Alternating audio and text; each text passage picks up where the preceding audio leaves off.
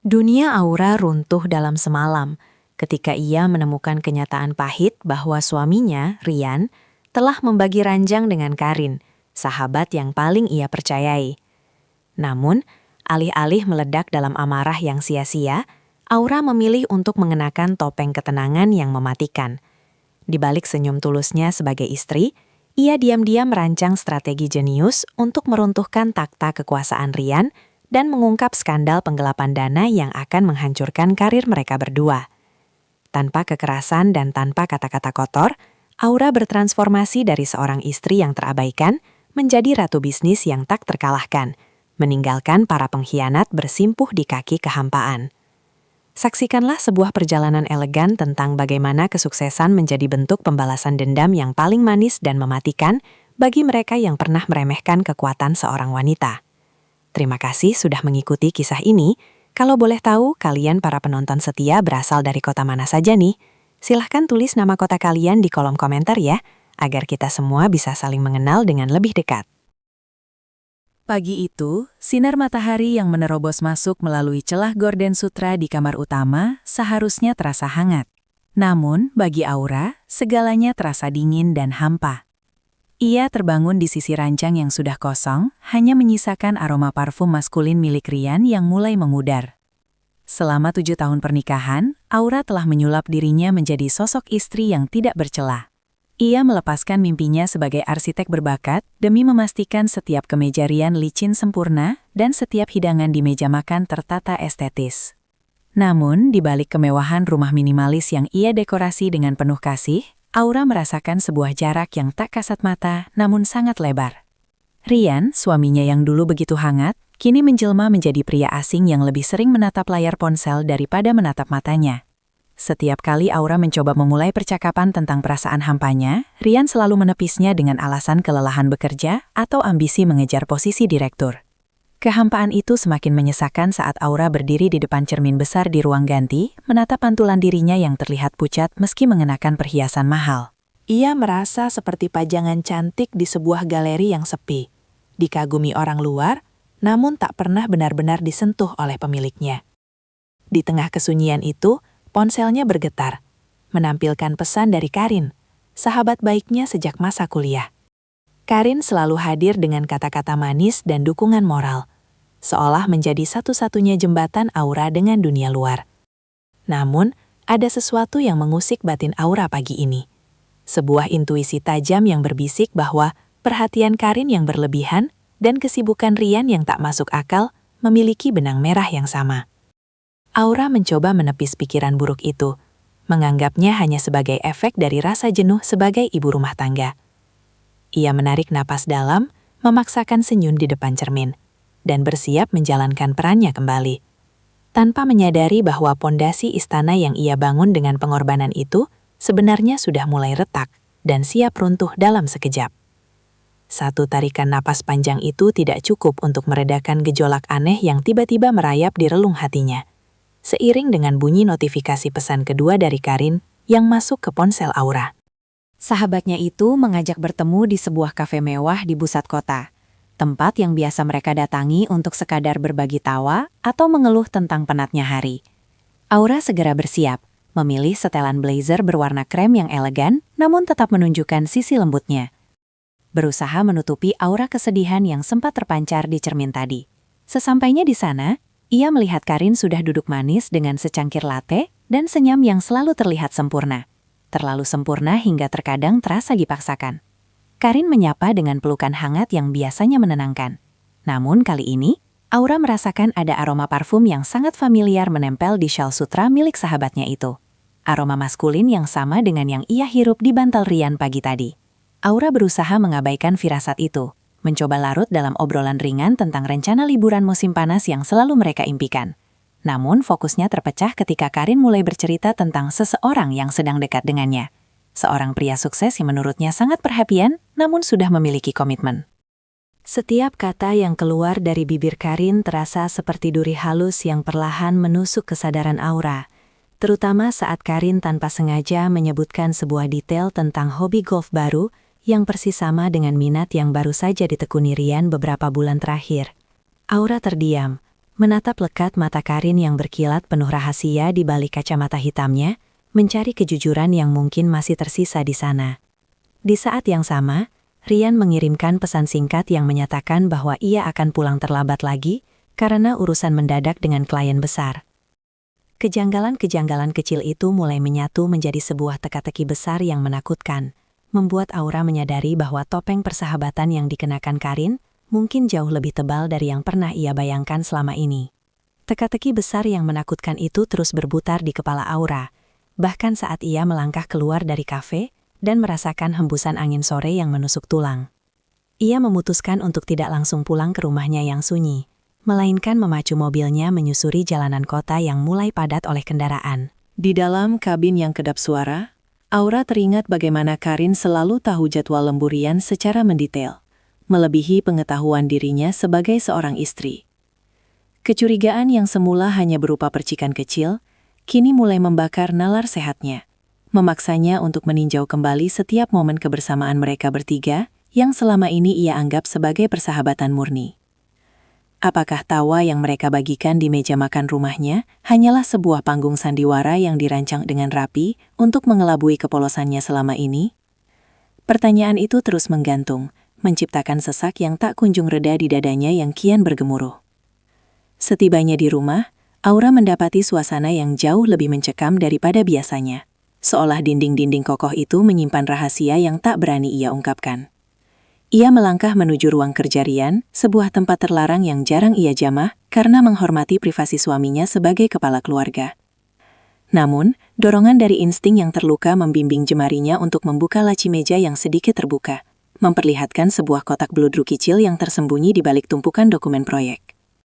Dengan tangan gemetar, ia membuka kotak itu dan menemukan seuntai kalung berlian dengan liontin berbentuk inisial huruf K yang berkilau di bawah temaram lampu ruangan.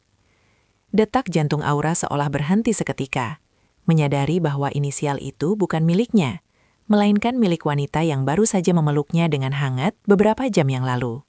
Kenyataan pahit ini mulai mengikis sisa-sisa kepercayaan yang ia miliki, membuatnya merasa asing dan terasingkan di tengah kemewahan yang selama ini ia banggakan sebagai simbol kebahagiaan rumah tangganya yang semu. Simbol kebahagiaan rumah tangga yang semu itu kini terasa seperti beban berat yang menghimpit pundak Aura, terutama saat ia mendengar deru mesin mobil Rian memasuki halaman rumah tepat saat jam menunjukkan pukul 10 malam. Dengan cepat, Aura mengembalikan kotak beludru itu ke tempat asalnya, berusaha mengatur napas dan ekspresi wajah agar tidak nampak seperti seseorang yang baru saja menemukan kepingan pengkhianatan. Saat Rian melangkah masuk dengan dasi yang sudah melonggar dan wajah yang tampak letih, Aura tidak melihat lagi sosok pelindung, melainkan seorang pria yang pandai menyimpan rahasia di balik senyum lelahnya. Rian hanya mengecup dahi Aura sekilas. Sebuah rutinitas hambar yang kini terasa hambar dan penuh kepalsuan bagi Aura. Sebelum pria itu bergegas masuk ke kamar mandi, tanpa menyadari bahwa sang istri sedang menatap tas kerjanya dengan pandangan yang tajam dan penuh selidik. Keesokan harinya, Aura memutuskan untuk melakukan sesuatu yang tidak pernah ia bayangkan sebelumnya. Mengikuti kemana langkah suaminya pergi setelah jam kantor usai. Ia menyewa sebuah mobil sewaan yang tidak akan dikenali oleh Rian maupun Karin, lalu menunggu dengan sabar di sudut jalan tak jauh dari gedung perkantoran mewah tempat Rian bekerja. Benar saja, alih-alih pulang ke rumah untuk makan malam yang telah disiapkan, mobil Rian justru meluncur menuju sebuah kawasan apartemen eksklusif di pinggiran kota yang jarang mereka kunjungi. Dengan tangan yang mencengkeram kemudi hingga buku jarinya memutih, Aura menyaksikan dari kejauhan bagaimana Rian turun dari mobil dan disambut oleh seorang wanita yang sangat ia kenali dari siluet dan cara jalannya. Karin berdiri di lobi apartemen tersebut, mengenakan pakaian santai yang menunjukkan tingkat keakraban yang tidak wajar di antara mereka. Kemudian keduanya menghilang di balik pintu lift yang tertutup rapat. Dunia Aura seakan berhenti berputar, dan rutinitas yang selama ini ia jalani dengan penuh kepasrahan, kini resmi berakhir. Digantikan oleh kobaran semangat baru untuk segera bertindak, demi menyelamatkan sisa harga dirinya yang hampir hancur. Kobaran semangat baru untuk segera bertindak itu membakar habis sisa-sisa keraguan yang sempat menggelayuti pikiran Aura selama perjalanan pulang yang penuh air mata. Ia kini sadar bahwa air mata tidak akan mengubah kenyataan. Maka ia mulai menyusun strategi dengan ketenangan yang menakutkan. sebuah ketenangan yang hanya dimiliki oleh mereka yang telah kehilangan segalanya.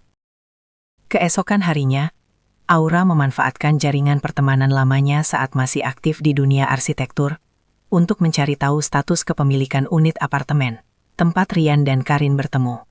Dengan bantuan seorang rekan yang bekerja di bagian legalitas properti, Aura menemukan fakta yang jauh lebih menyakitkan. Unit mewah tersebut dibeli atas nama Rian setahun yang lalu, tepat saat ia merayakan ulang tahun pernikahan mereka yang ke-7 dengan janji kesetiaan yang menggebu. Pengkhianatan ini ternyata bukan sekadar kehilafan sesaat, melainkan sebuah investasi kebohongan yang telah direncanakan dengan sangat matang dan terstruktur. Keberanian Aura semakin teruji ketika ia memutuskan untuk mendatangi apartemen itu sendirian di saat Rian sedang menghadiri rapat dewan direksi. Ia menggunakan kunci cadangan yang ia temukan terselip di balik sampul paspor cadangan milik Rian.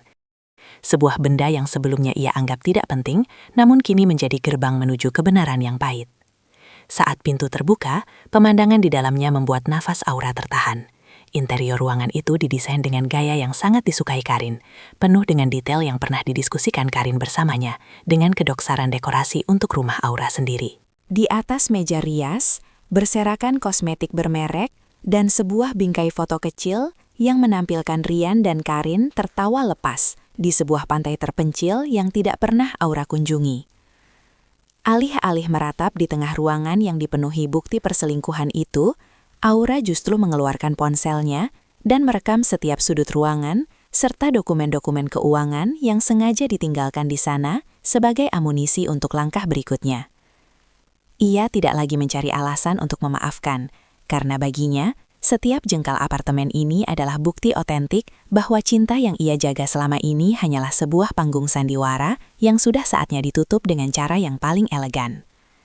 Cara yang paling elegan kini menjadi satu-satunya tujuan hidup Aura saat ia melangkah keluar dari apartemen itu dengan dagu terangkat dan sorot mata yang tak lagi rapuh. Ia menyadari bahwa membalas dendam dengan amarah hanya akan merendahkan martabatnya, maka ia memilih jalan yang lebih sunyi namun berdampak besar, transformasi total. Langkah pertamanya dimulai dengan mendatangi sebuah butik ternama dan salon kecantikan papan atas. Bukan untuk sekedar berbelanja, melainkan untuk menanggalkan citra ibu rumah tangga yang selama ini dianggap remeh oleh Rian dan Karin. Aura memotong rambut panjangnya menjadi gaya bob yang tajam dan modern, serta mengganti pakaian-pakaian lembutnya dengan setelan yang memancarkan aura otoritas dan keberanian. Perubahan fisik ini hanyalah awal dari rencana besarnya, karena ia tahu bahwa kekuatan sejati seorang wanita terletak pada kemandirian finansial dan kecerdasan yang selama ini ia biarkan tumpul di balik tembok rumahnya. Malam harinya, saat Rian pulang dengan kebohongan lain tentang beban kerja yang menumpuk, Aura menyambutnya dengan ketenangan yang belum pernah ia tunjukkan sebelumnya. Ia tidak lagi menyiapkan makan malam mewah, melainkan duduk di ruang tamu dengan laptop terbuka, meninjau kembali portofolio desain bangunannya yang sempat terbengkalai selama bertahun-tahun. Rian tampak bingung melihat perubahan atmosfer di rumah mereka, namun Aura hanya memberikan jawaban singkat yang penuh teka-teki, membuat suaminya itu merasa ada sesuatu yang bergeser secara perlahan. Diam-diam, Aura mulai menghubungi kembali koneksi lamanya di industri properti, menyatakan kesiapannya untuk kembali terjun ke lapangan sebagai konsultan independen. Ia mulai mengikuti kelas sertifikasi bisnis secara daring hingga larut malam, mengisi kepalanya dengan strategi investasi dan manajemen risiko. Setiap detik yang ia habiskan untuk mengasah diri terasa seperti kemenangan kecil atas pengkhianatan yang ia terima, mempersiapkan dirinya untuk menjadi sosok yang tak tergoyahkan sebelum badai besar benar-benar ia lepaskan ke permukaan kehidupan sandiwara Rian dan Karin. Badai besar benar-benar ia lepaskan ke permukaan kehidupan sandiwara Rian dan Karin saat Aura memutuskan untuk menghadiri sebuah pameran properti bergengsi tanpa memberitahu suaminya. Di gedung pertemuan yang megah itu, ia tidak lagi datang sebagai pendamping yang berdiri di bayang-bayang kesuksesan Rian, melainkan sebagai seorang profesional yang siap merebut kembali tempatnya. Langkah kakinya yang mantap di atas lantai marmer membawanya bertemu dengan sosok yang selama ini hanya ia dengar namanya di berita bisnis, yaitu Aldi. Pria itu dikenal sebagai pengembang bertangan dingin yang memiliki standar sangat tinggi dalam memilih rekan kerja. Pertemuan yang awalnya hanya sekedar basa-basi profesional, berubah menjadi diskusi mendalam tentang visi arsitektur masa depan yang selama ini Aura simpan dalam buku sketsa rahasianya. Aldi tampak terpukau dengan ketajaman pemikiran Aura yang masih sangat relevan, meskipun ia sempat vakum cukup lama dari industri tersebut. Di sela-sela perbincangan mereka, Aldi secara tidak sengaja menyinggung tentang proyek renovasi kantor barunya yang sedang dikerjakan oleh perusahaan tempat Rian menjabat sebagai manajer proyek. Dari sini, sebuah rahasia lain mulai terkuak. Aldi merasa ada ketidakberesan dalam laporan anggaran yang diajukan oleh perusahaan Rian, dan ia mencurigai adanya aliran dana yang tidak wajar. Aura tertegun. Otaknya dengan cepat menghubungkan temuan ini dengan apartemen mewah yang dibeli Rian secara rahasia untuk Karin. Ia menyadari bahwa pengkhianatan suaminya tidak hanya sebatas urusan hati, tetapi juga melibatkan tindakan ilegal yang bisa menghancurkan reputasi Rian dalam sekejap. Aldi, yang merasakan ketegangan di wajah Aura, memberikan kartu namanya dengan tatapan yang sulit diartikan. Seolah ia tahu bahwa wanita di hadapannya ini sedang menyimpan rencana besar. Aura menerima kartu itu dengan jemari yang stabil, menyadari bahwa ia baru saja menemukan sekutu yang sangat berharga, sekaligus kunci untuk menjatuhkan sandiwara Rian dengan cara yang jauh lebih dahsyat dari sekadar gugatan perceraian. Jemari yang stabil itu terus menggenggam kartu nama Aldi, bahkan setelah Aura kembali ke kediamannya yang kini terasa seperti medan perang yang dingin. Ia menyadari bahwa informasi mengenai penyimpangan dana perusahaan adalah senjata pemungkas yang jauh lebih kuat daripada sekadar bukti perselingkuhan di atas ranjang. Dengan ketenangan yang mematikan, Aura mulai menjalani peran ganda. Di hadapan Rian, ia tetap menjadi istri yang suportif. Namun di balik pintu kamar yang terkunci, ia adalah seorang detektif yang menelusuri setiap inci laporan keuangan yang sempat ia salin dari laptop suaminya. Ia mulai mencocokkan setiap angka yang tidak sinkron antara pengeluaran rumah tangga dengan gaya hidup mewah yang tiba-tiba dinikmati oleh Karin. Semakin dalam ia menggali, semakin jelas terlihat bahwa Rian telah menggunakan pos anggaran proyek milik perusahaan Aldi untuk membiayai segala fasilitas yang ia berikan kepada selingkuhannya tersebut.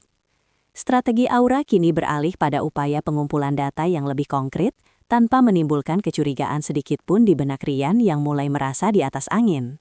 Aura sengaja bersikap lebih manis dari biasanya, seringkali memuji kerja keras Rian yang seolah-olah membuahkan hasil finansial yang luar biasa, demi membuat suaminya itu lengah dan semakin berani memamerkan aset-aset barunya. Sementara itu, komunikasi Aura dengan Aldi semakin intens, namun tetap dalam koridor profesional yang sangat ketat agar tidak tercium oleh radar Karin yang licik. Aura mulai mengirimkan beberapa analisis awal mengenai kejanggalan struktur biaya proyek yang ia temukan kepada Aldi melalui surel pribadi yang terenkripsi. Ia tahu bahwa ia sedang meniti tali yang sangat tipis. Satu kesalahan kecil bisa membuat Rian waspada dan melenyapkan semua bukti. Namun, rasa sakit hati yang telah membeku menjadi ambisi justru membuat Aura semakin berhati-hati.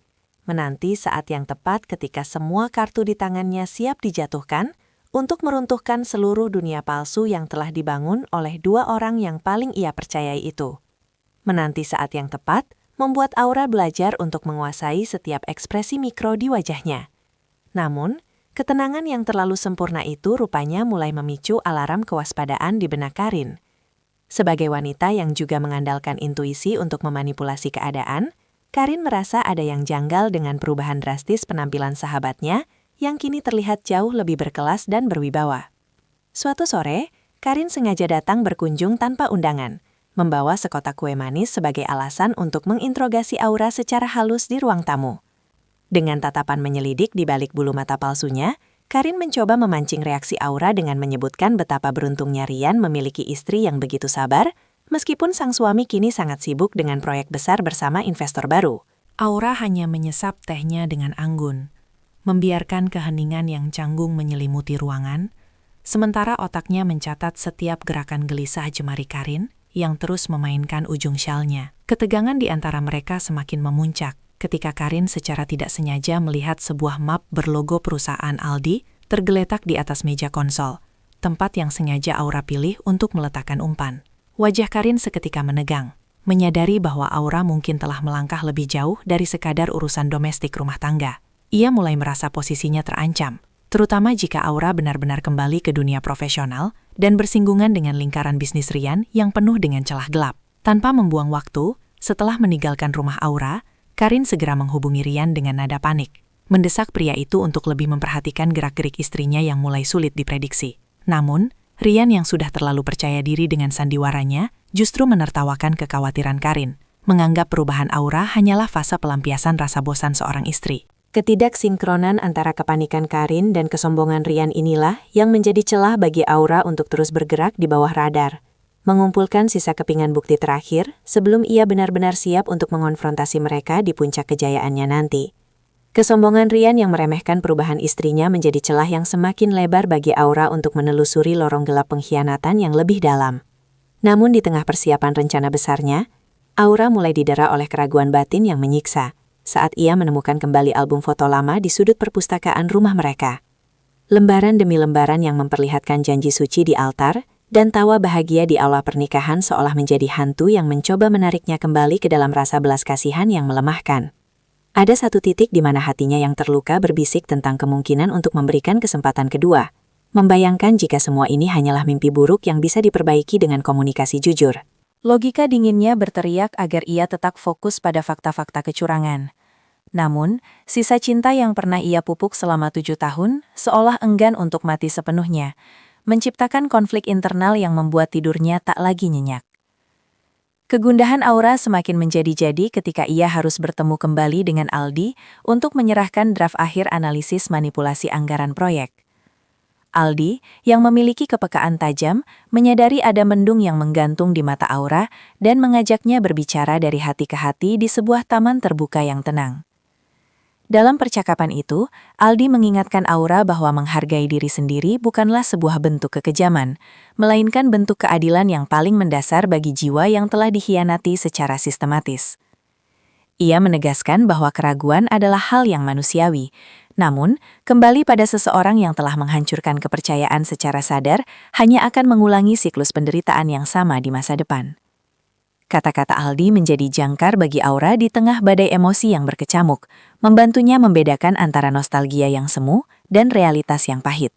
Akhirnya, dengan tekad yang kembali mengeras, Aura menutup rapat album foto kenangannya, memutuskan untuk memadamkan sisa api di hatinya dan sepenuhnya beralih pada strategi yang akan membawa dirinya menuju kemandirian yang mutlak.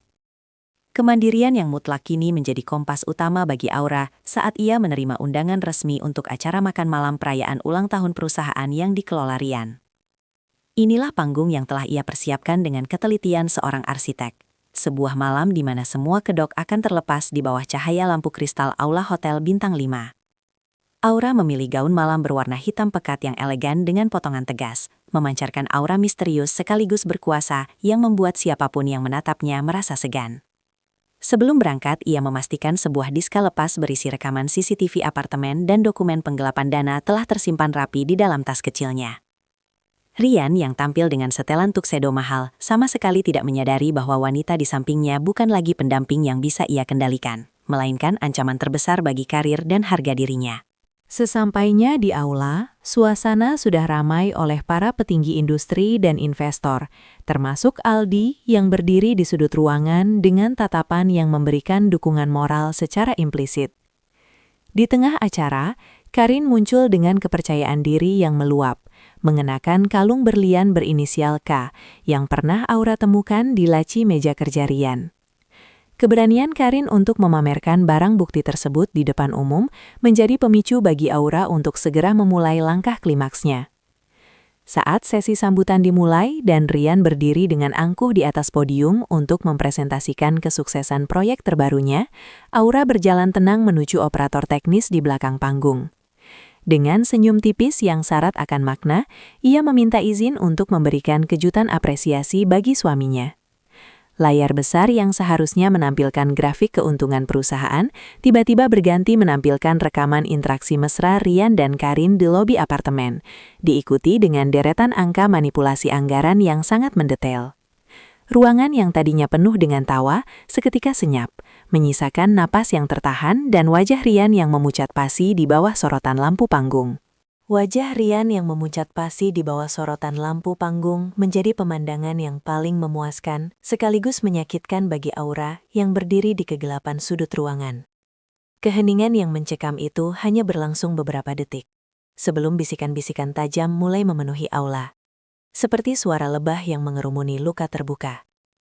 Rian mencoba memberikan instruksi panik kepada operator untuk mematikan layar. Namun sistem telah dikunci rapat oleh bantuan teknis yang sebelumnya sudah diatur oleh Aldi. Karin, yang semula berdiri dengan angkuh, kini mencoba menyelinap keluar.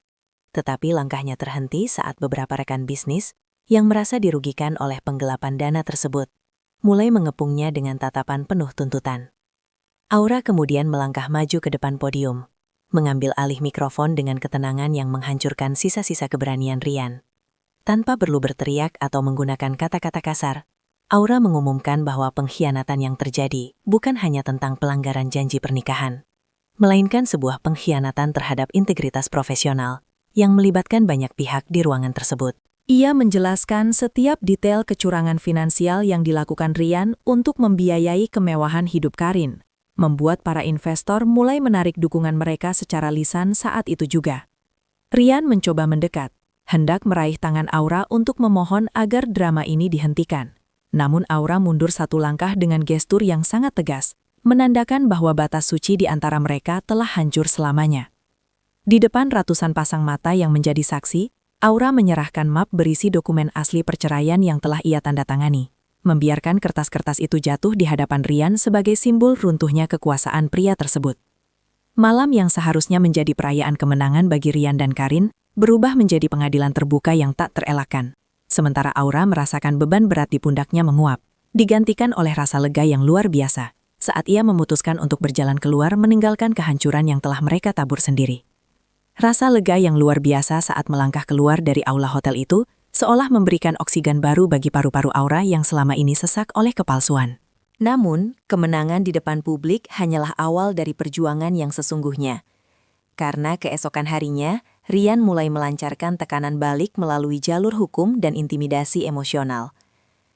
Pria itu mengirimkan puluhan pesan yang isinya menyalahkan Aura atas hancurnya reputasi perusahaan, bahkan mengancam akan mempersulit proses pembagian aset jika Aura tidak segera menarik kembali laporannya.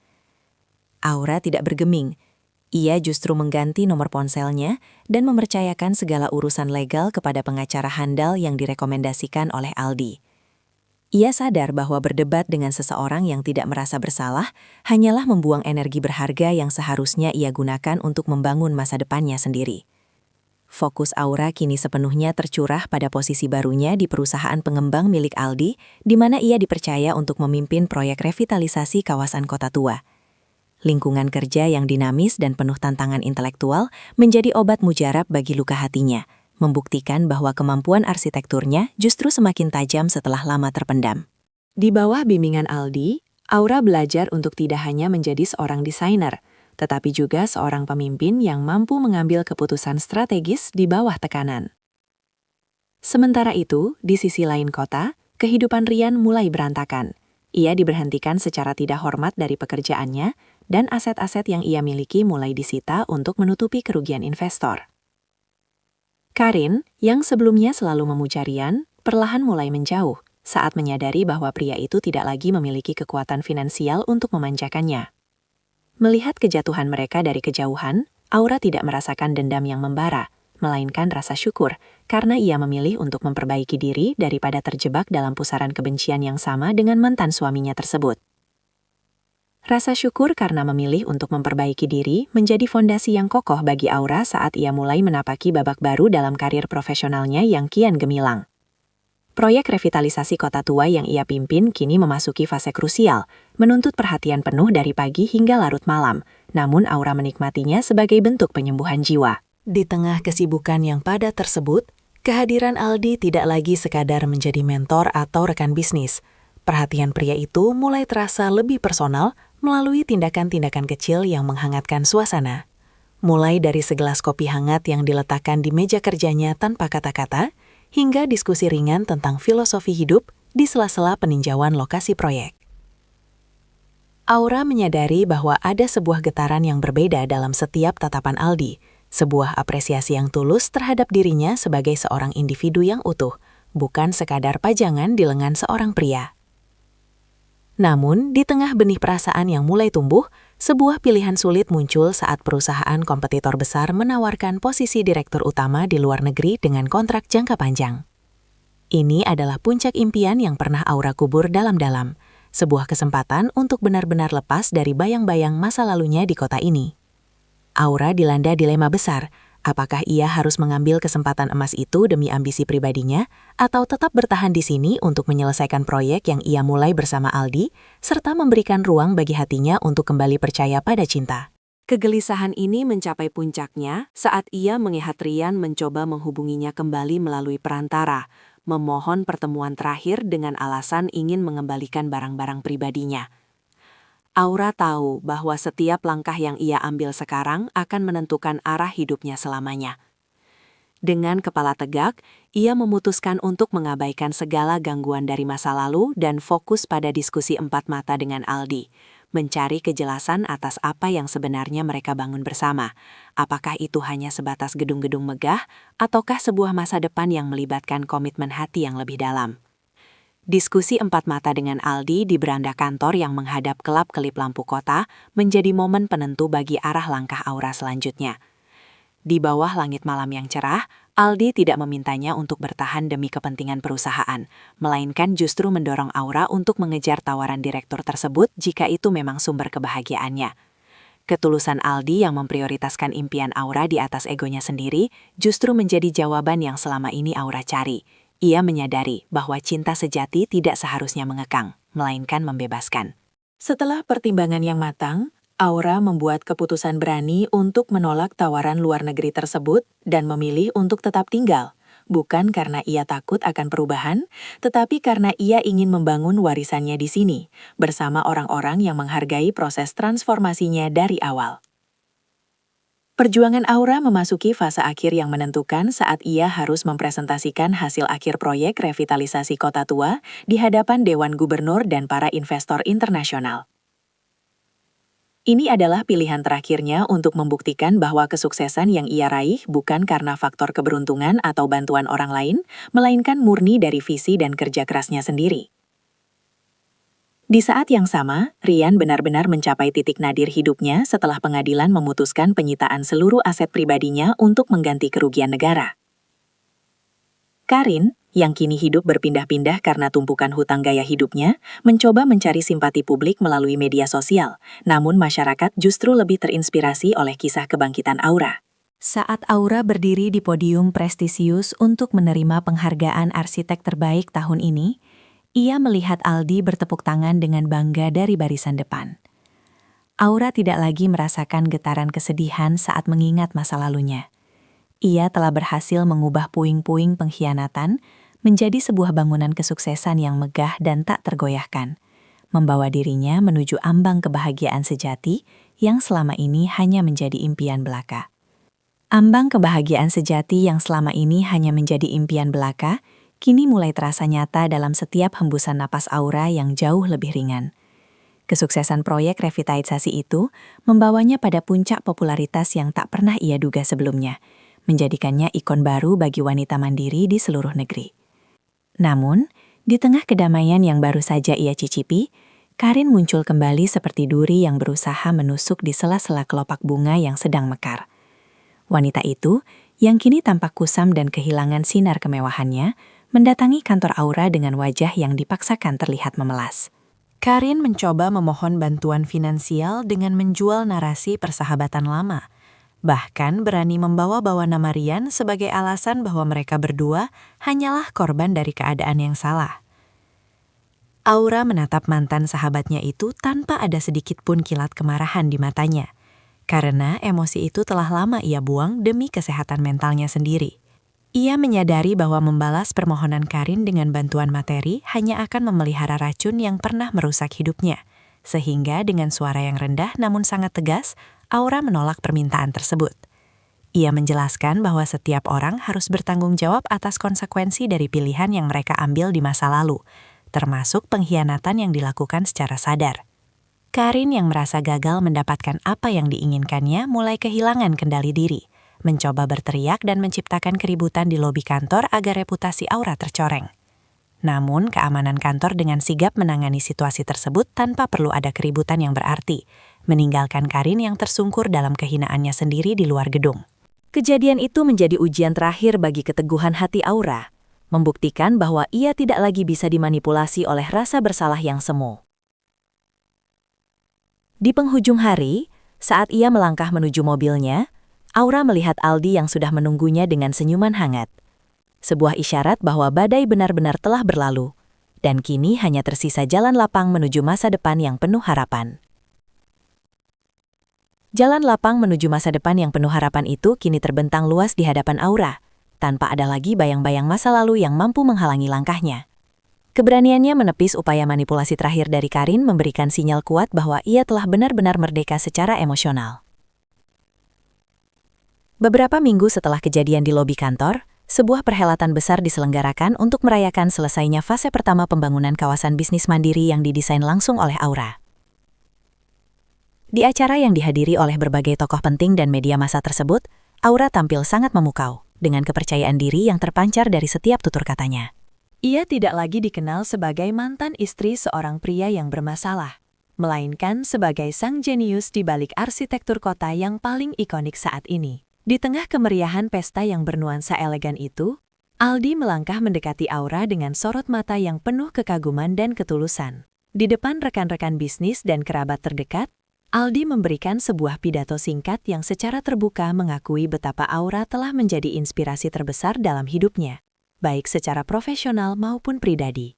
Ia memuji ketangguhan Aura dalam mengubah luka menjadi karya yang abadi bagi banyak orang. Momen puncaknya adalah ketika Aldi mengajak Aura untuk secara resmi menjadi mitra strategis sekaligus pendamping hidupnya dalam sebuah ikatan yang didasari oleh rasa hormat dan kesetaraan. Aura, yang kini telah memahami arti kebahagiaan yang dibangun di atas kaki sendiri, menerima ajakan tersebut dengan senyum paling tulus yang pernah ia miliki.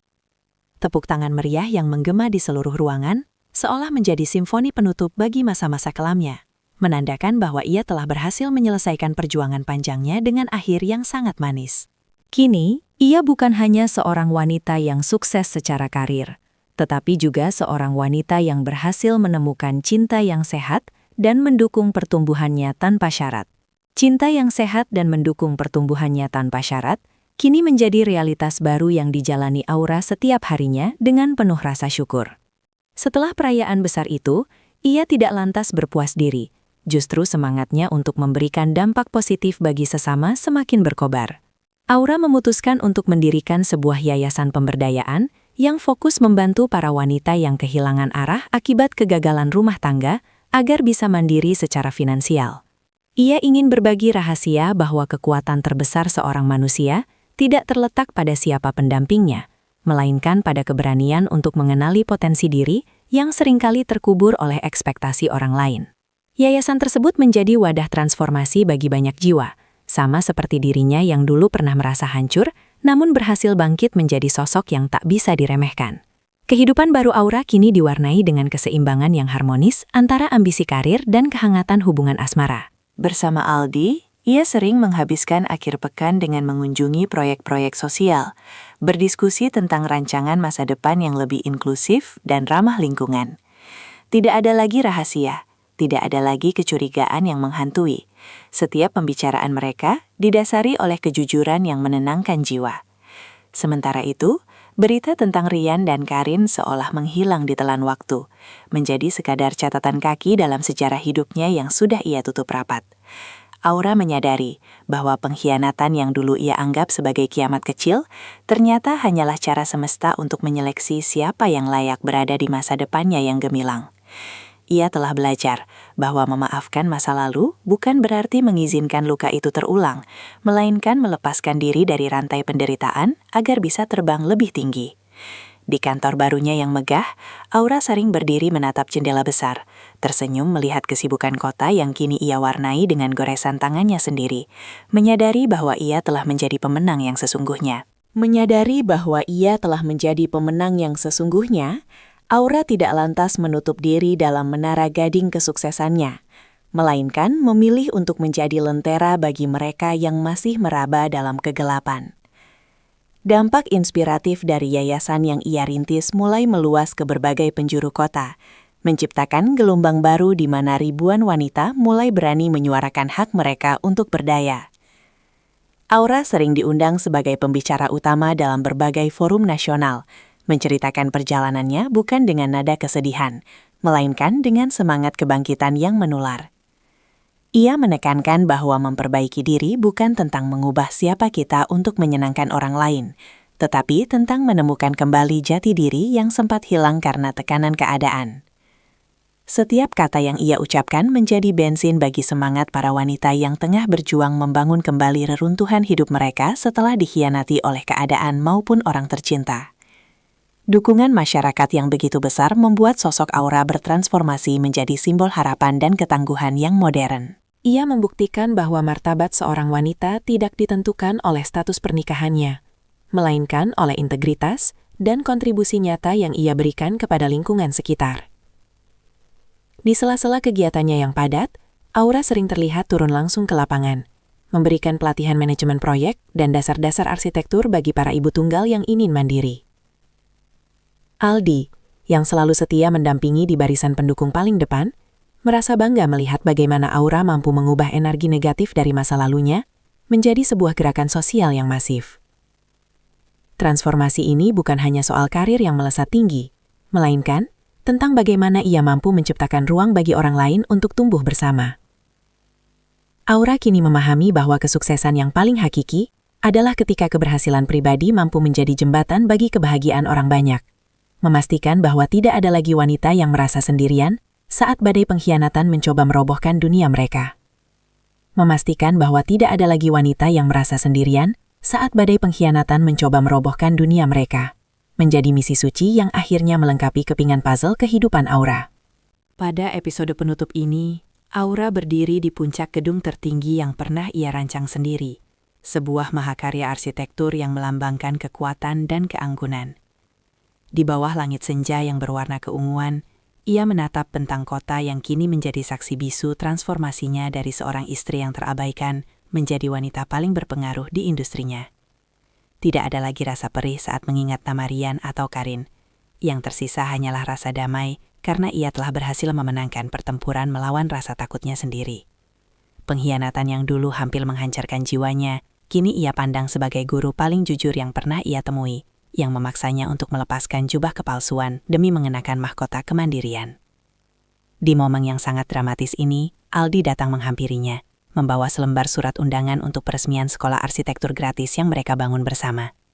Dengan lembut, Aldi menggenggam tangan Aura, bukan untuk menuntunnya, melainkan untuk berjalan beriringan sebagai mitra sejati yang saling menguatkan. Pesan moral yang terpancar dari perjalanan Aura sangatlah jelas, bahwa harga diri seorang wanita tidak terletak pada pengabdian yang buta, melainkan pada keberanian untuk berkata cukup saat kehormatannya diinjak-injak. Kesuksesan bukanlah tentang seberapa banyak harta yang kita miliki untuk membalas dendam, tetapi tentang seberapa jauh kita bisa melampaui rasa sakit untuk menjadi versi terbaik dari diri sendiri. Cerita ditutup dengan Aura yang tersenyum lebar menatap masa depan, sebuah senyuman yang lahir dari jiwa yang sudah benar-benar pulih. Ia telah membuktikan bahwa saat seseorang mencoba menjatuhkanmu, pilihan terbaik bukanlah ikut terjatuh ke dalam lumpur yang sama, melainkan terbang lebih tinggi hingga mereka tak lagi bisa menjangkaumu. Kini, ia bukan hanya sekedar sukses, ia telah menjadi tak terhentikan. Sebuah bukti nyata bahwa takdir selalu memberikan segalanya yang kita butuhkan saat kita berani memilih diri sendiri di atas segalanya.